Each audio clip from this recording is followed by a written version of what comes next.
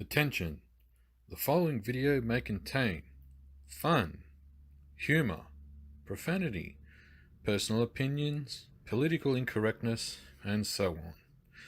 If you are under the age of 18 or are easily offended by something as simple as gendered words, then I suggest you turn this video off and watch something more suited to you. Something like Sesame Street. Don't say I didn't warn you. G'day guys, welcome to part 7 of Project Team Associated No Prep. So this is a series of videos where I've gone about converting a conventional Team Associated B5M buggy into a no prep drag car. And as I've mentioned in previous videos, I've done this. So now these videos are about improving the car, making the car better, and putting little hop-ups here and there that might be necessary, and just exploring the hobby of no prep drag racing. So in the last video, well, technically the second last video related to in this series, I had a whole heap of trouble with the car, and I figured out what it was, and I did a quick follow-up video which was 6.5 and showed the car working properly. Now it's been a bit of time since I've done a video for this car because my old laptop had died and I've lost a lot of my footage. So fortunately I haven't actually done any filming for the car, but I've have to start with some other things again that are related to it. So what we're going to do, guys, is we're going to head over to the bench, and I'm going to show you what I've done and what else needs to be done to the car. All right, so as always, here we have the car ready and waiting. So as I mentioned in the last video, I managed to solve the issues with the car spinning out like crazy. Even though I had put a diff locker in the car, it's still, when you give it the beans, it'd just erupt into violent wheel spin and do 180s. So I have fixed that issue, hopefully, knock on wood.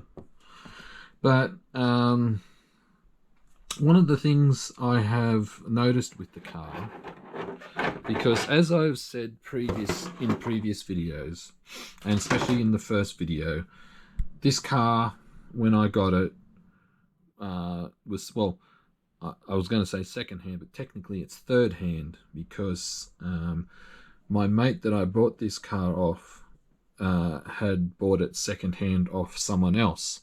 So technically this car is third hand, and this car had been used quite extensively in off-road racing. So one of the things I had noticed, and it would possibly contribute to my handling issues, was the rear shock tower here. And as you can possibly see, there's a bit of movement in the shock tower, and the screws down here are stripped. Well, the screw's not stripped, but the thread is stripped. So that would contribute to the car moving like that, because you've got two massive tires gripping up, and they're locked, trying to fight each other. And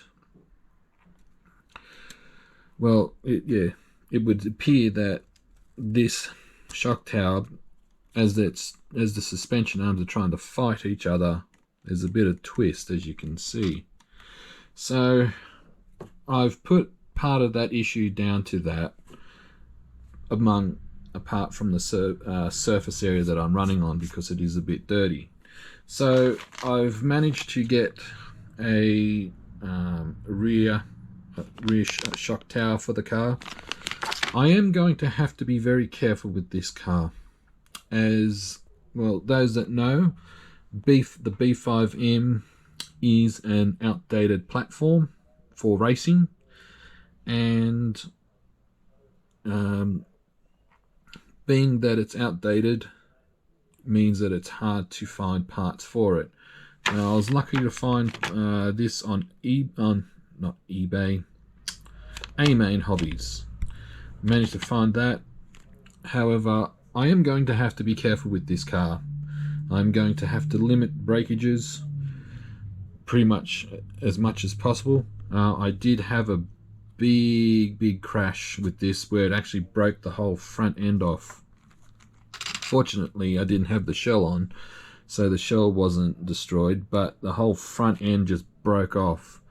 And it was lucky that I have my old B5M there, and I did a full factory team hard chassis conversion on it, so I had all the old chassis parts laying about. Whew. So yeah, so fortunately I had those on hand and it's up and running, but I am going to have to be very careful with this car. So I've got the shock tower, and one of the things I have for it now is this Revtech battery. It's the 6400 Eliminator.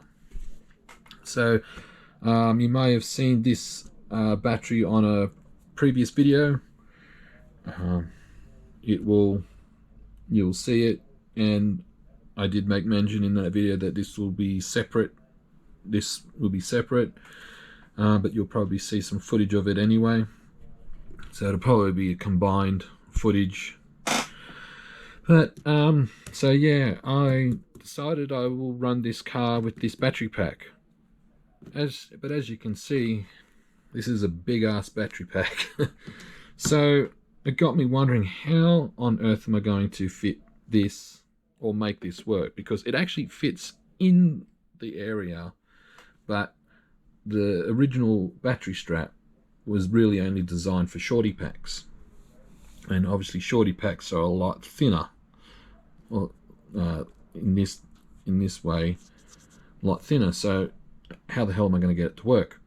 So I realized that with the way the plastic parts mount to the chassis plate, you got screws going around. So I just had the idea, if I have longer screws coming out over here, as you can see, I can then make a simple battery strap, and that's what I did. So I took the screws out from here because they're not needed anymore, and put in some longer screws. These are, I think, 50mm long screws, and just using the little knobs here. This comes off. It can be a little awkward.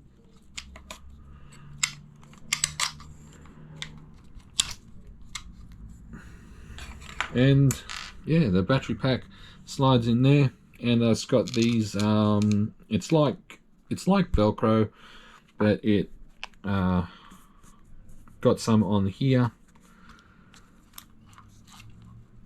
I'm going to be very careful putting it in, and as you can see, it just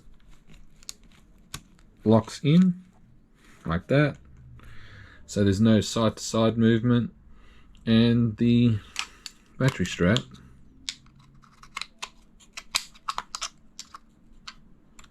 just goes on.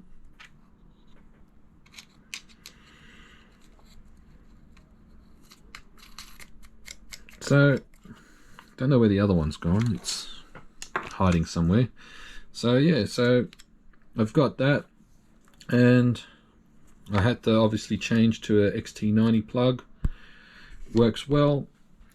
So I've done that. So what we're going to do, guys, is off camera I am going to replace the shock tower, and then we are going to, with the magic of video editing, go to the test location, test this battery out, and see whether or not the new shock tower helps with handling.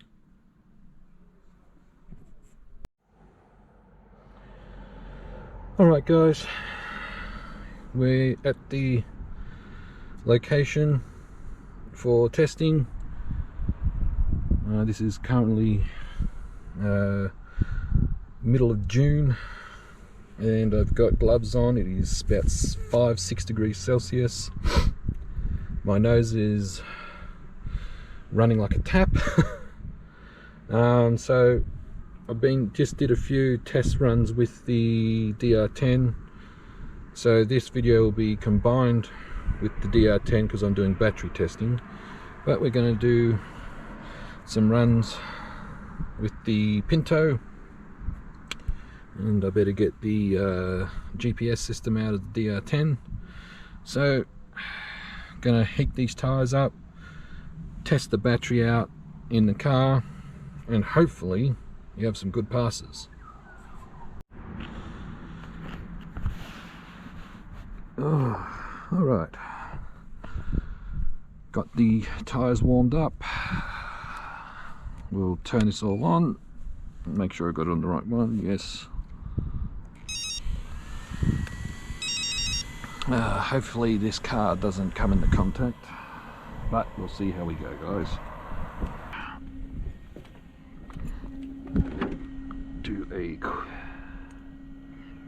Put it on start. We will do a quick warm up. Yep, that's registering. For freak's sake.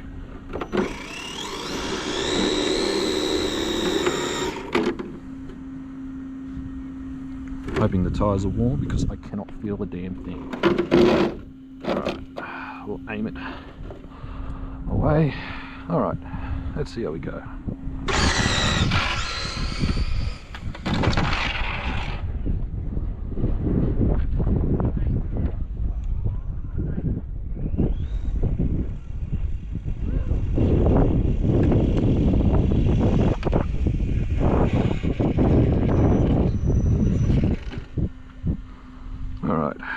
Let's see.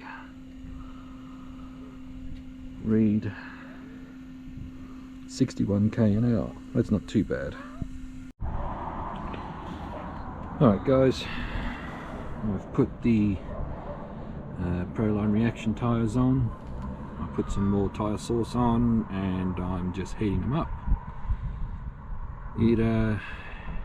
It's actually quite cold. It's taking a while for this tyre here to get up to 70 degrees. But yeah, so far I am happy with the new parts installed. Has made a difference. The new shock tower, there's no less, well, there's still a bit of flex, but there's less, so that's a good sign. I'm happy with the way this Revtech battery is performing, and I mean, it's only had one pass at the moment. So what I'm going to do is I will pause the video here and just wait for the car to be ready, and then we'll do the next pass.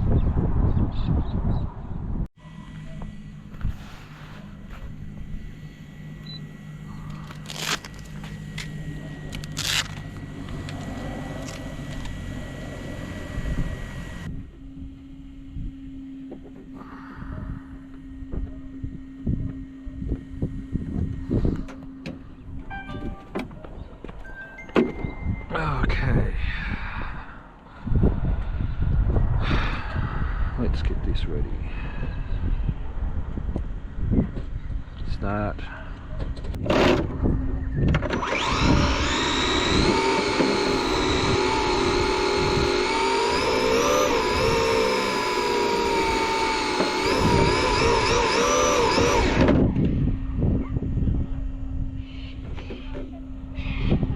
Alright.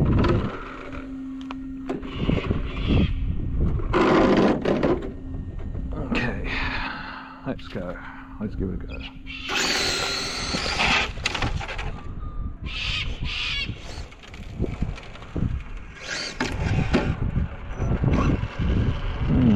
Interesting results.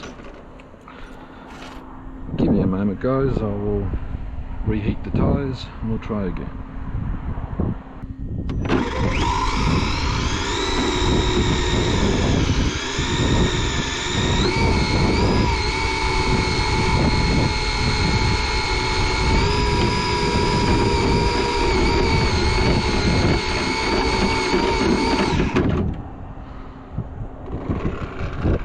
Alright, this will have to be the last pass. I don't want to cause trouble.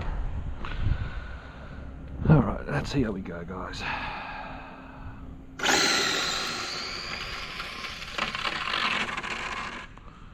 Alright, that was a good hit.